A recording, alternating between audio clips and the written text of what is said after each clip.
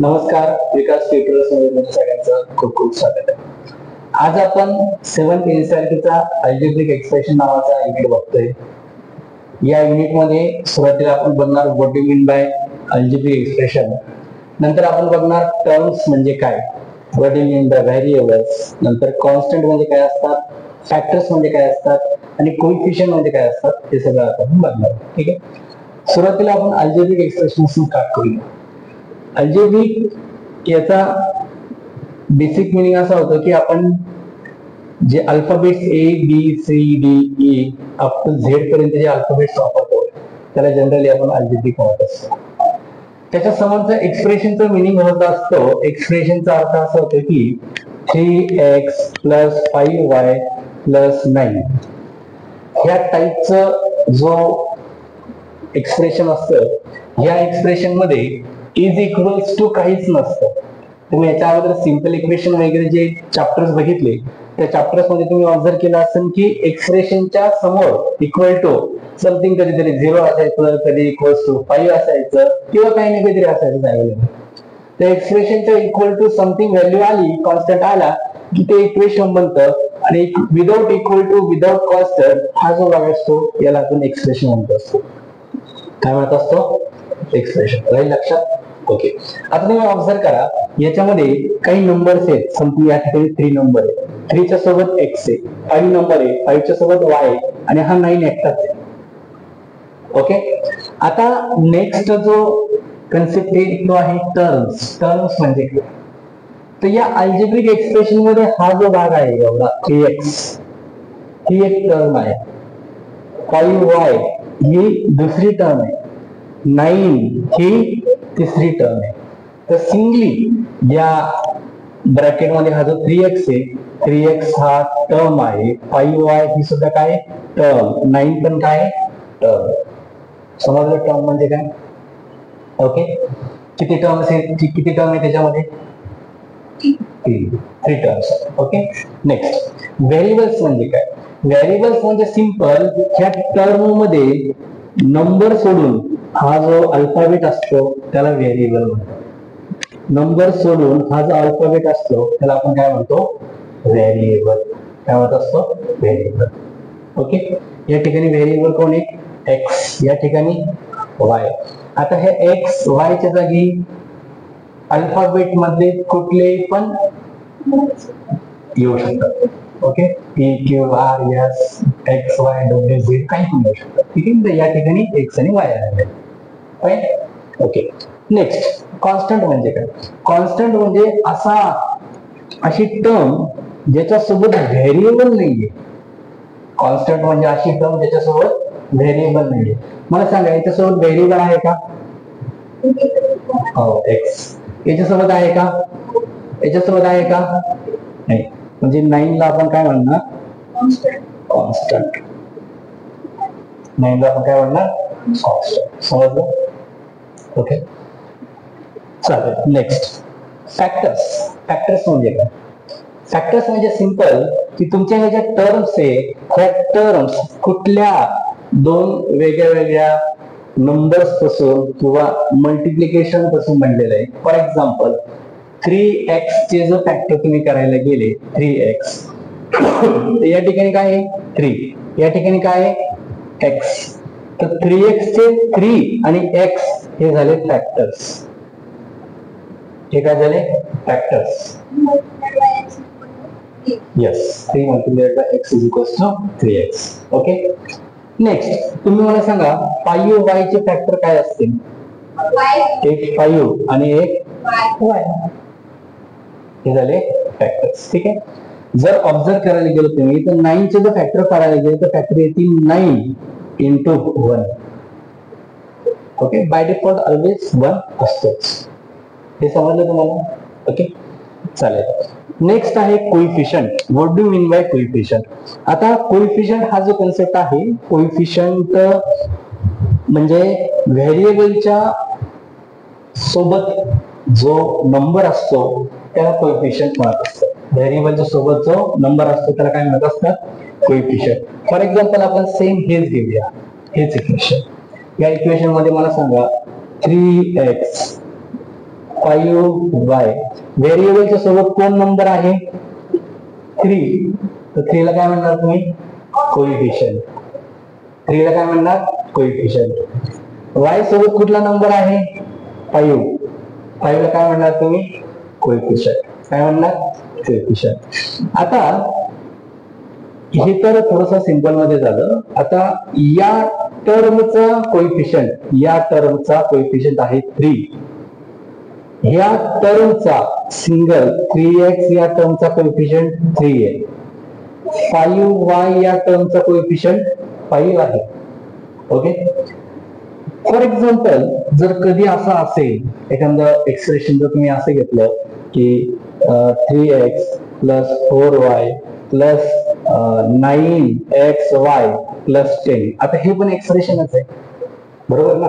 कारण इथं बघा ना, x number, y number, xy number, 10. Okay. आता 10 कॉन्स्टंट आहे. मला सांगा ह्या टर्मचा कोएफिशियंट कोण आहे? 3. नाही, कोएफिशियंट म्हणजे व्हेरिएबलच्या सोबतचा न्यूमेरिकल नंबर, म्हणजे आपल्या भाषेमध्ये आकडा नंबर, व्हेरिएबलच्या सोबतचा न्यूमेरिकल नंबर म्हणजे कोएफिशियंट. मला सांगा 3x ही एक टर्म आहे, बरोबर का? 3x या टर्मचा कोएफिशियंट 3 आहे, बरोबर का? 4y ही टर्म आहे, ह्या टर्मचा कोएफिशियंट कोण आहे सांगा? हा, 4. xy या टर्मचा कोएफिशियंट कोण आहे? 9. आणि तो कॉन्स्टंट. पण बऱ्याच वेळेस कधी कधी असं विचारतात की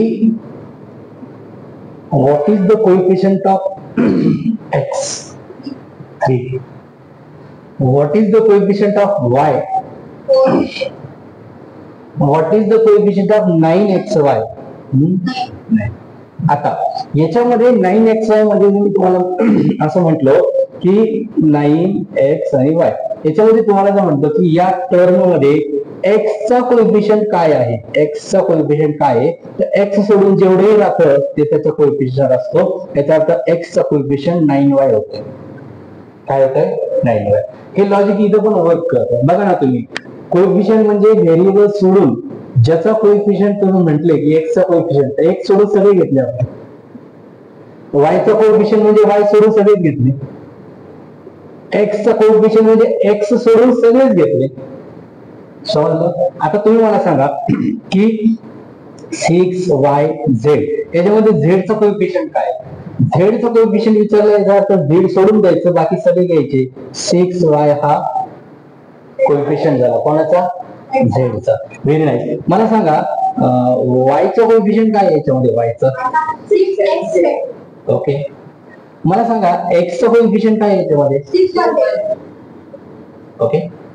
पण जनरली अशी टर्म जर स्पेसिफिकली वापरली की z चा कोएफिशियंट सांगा, तेव्हा तुम्ही लिहिणार 6xy. पण जर तुम्हाला असं कोणी म्हणलं की what is the coefficient of term, त्या कंडिशन मध्ये फक्त न्यूमेरिकल व्हॅल्यू घ्यायची. ओके. जनरली क्वेश्चन मध्ये ते मेन्शन केलेलं असतं. समजलं तुम्हाला हे? आता आपण बघितलं what do mean by algebraic expression, नंतर बघितलं टर्म्स म्हणजे काय, व्हेरिएबल्स म्हणजे काय, कॉन्स्टंट म्हणजे काय, फॅक्टर्स म्हणजे काय आणि कोएफिशियंट म्हणजे काय. ह्या ज्या टर्म्स आहेत ना, ह्या टर्म्स आपण बोला.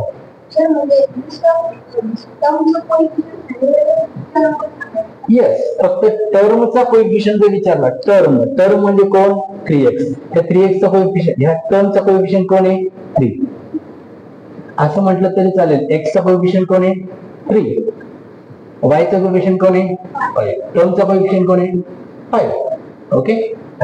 फक्त सम. आता 7.1 मध्ये तुम्हाला असे न्यूमेरिकल्स येणारे, एक्झाम्पल्स येणारे, ज्याच्यामध्ये ते आवर्जून विचारणार की what is the coefficient of z. तिथे तुम्हाला हे लक्षात पाहिजे, म्हणून हा पाठ आपण आता बघितला. आणि हे जे बारीक बारीक पॉइंट्स आहेत, छोटे छोटे वर्डिंग्स, हे तुम्हाला आवर्जून माहिती पाहिजे. ठीक आहे. फक्त तुम्हाला समजलं असेल. या एक्सप्रेशनच्या टर्म्स वगैरे आपण लिहून घेऊया. या एक्सप्रेशन मध्ये टर्म्स मध्ये पहिली टर्म आहे 3x, दुसरी टर्म आहे 5y आणि थर्ड टर्म आहे 9y. ओके. नेक्स्ट, व्हेरिएबल्स मध्ये एक व्हेरिएबल x आहे, दुसरा व्हेरिएबल y, म्हणजे या एक्सप्रेशन मध्ये टोटल दोन व्हेरिएबल आहेत. कोणते एक्स आणि वाय. कॉन्स्टंट या एक्सप्रेशन मध्ये कॉन्स्टंट किती आहे? एकच आहे, तो आहे 9 विदाउट व्हेरिएबल वाला म्हणजे कॉन्स्टंट. फॅक्टर्स जर बघायला गेले तर फॉर एक्झाम्पल 3x ही जर टर्म बघितली तर 3x चे फॅक्टर 3 आणि x 3 into x will be 3x. Next factor कोणाचे बनणार तुम्ही? 5y. 5y चे फॅक्टर सांगा. 5 and y. 9 चे फॅक्टर सांगा. 9 into y. ओके, चला कोइफिशियंट्स मला सांगा. 3x मध्ये या टर्मचा कोइफिशियंट आहे 3. 5y मध्ये कोइफिशियंट कोण आहे? 5. 9 कॉन्स्टंट आहे. फाईन, हे एवढं लिहून घ्या. आपण लगेच लाईकली अँड अनलाईक टर्म्स घेऊया. ओके, लाईक टर्म्स म्हणजे काय? Like terms, what do you mean by like terms and what do you mean by unlike terms? Okay, चला वरती बघा. Like terms is very simple. For example तुम्ही जर okay समजा तुम्ही असं घेतलं 5x किंवा तुम्ही घेतलं की ओके 7x किंवा तुम्ही घेतलं समथिंग 10x, तर या कंडिशन मध्ये व्हेरिएबल सगळीकडे कोण आहे बघा? x. ओके, सगळीकडे व्हेरिएबल सेम असेल, व्हेरिएबलच्या सोबत सगळीकडे असा नंबर दिसतोय, या टर्म्सला लाईक टर्म्स म्हणायचं. काय म्हणायचं? Like terms. लाईक टर्म्सची डायरेक्ट ऍडिशन होत असते. जर तुम्ही असं करायला गेले 5x plus 7x plus 10x किती होईल? 10 plus 7 17, 70 plus 5 किती होईल? 23x. समजलं? आता एक थोडंसं एक्झाम्पल मी असं देतो की फॉर एक्झाम्पल समजा x म्हणजे पेन आहे. x म्हणजे कोण आहे? पेन. x म्हणजे पेन आहे, तर मग हे किती पेन झाले? 5. किती पेन झाले? 7. किती पेन झाले? 10. 5x plus 7x plus 10x किती पेन झाले? 23x. ओके, समजलं? म्हणजे जी तुम्ही व्हेरिएबल या ठिकाणी कन्सिडर करतात ऍट एंडला त्याच ऍडिशन येणार, आणि लाईक टर्मचं ऍडिशन आपण डायरेक्ट करू शकतो. समजलं? Okay, fine. Unlike terms. Okay, unlike terms मध्ये काय असतंय की अनलाईक टर्म्स मध्ये असं असतं की for example 5x plus 7y plus for example 10z. आता तुम्ही जर ऑब्झर्व केलं तर या टर्म्स मध्ये प्रत्येक ठिकाणी व्हेरिएबल कसं आहे बघा? याचा अर्थ असं आपण म्हणू शकतो की 5x plus 7y plus 10z करू शकत नाही. याला लॉजिक द्वारे तुम्ही असं समजू शकता की x म्हणजे पेन आहे, y म्हणजे पेन्सिल आहे आणि z म्हणजे पेपर आहे. ओके, म्हणजे तुम्ही जर 5 पेन ऍड करायला गेले, 7 पेन्सिल ऍड करायला गेले आणि 10 जर पेपर ऍड करायला गेले, ते ऍडिशन काय येणार? ऍडिशन येतच नाही ना. तुम्ही पेन पेन्सिल पेपरला कसं ऍड करू शकता? It's impossible. सांगायचं तात्पर्य व्हेरिएबल वेगवेगळे असतील तर त्या टर्म्सला अनलाईक टर्म्स म्हणतात. अनलाईक टर्म्सचं ऍडिशन सबट्रॅक्शन होत नाही. राहील लक्षात? ओके, हे थोडंसं घ्या.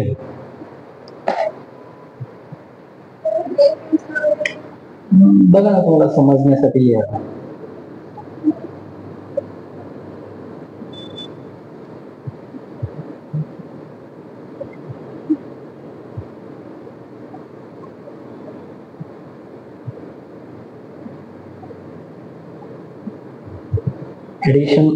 Addition and subtraction of like term is possible. इथे लिहायचं addition and subtraction of unlike term is not possible.